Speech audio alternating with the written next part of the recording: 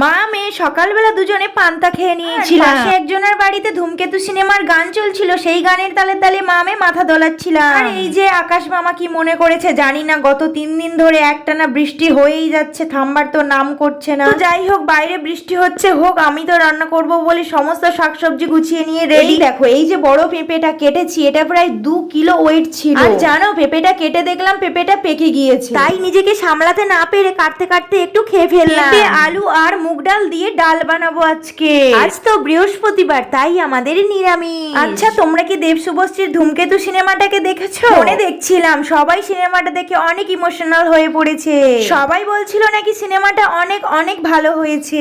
আমারও না ধূমকেতু সিনেমাটাকে সিনেমা হলে গিয়ে দেখতে খুবই ইচ্ছা করছে। আমার বাড়িতে সুন্দরবনে, এখানের আশেপাশে কোনো সিনেমা হলই নেই, তাই সিনেমাটা দেখতে হলে কলকাতায় যেতে হবে, কিন্তু বর তো আমাকে কোনো দিনই নিয়ে যাবে না। I love you Dev Subhashree.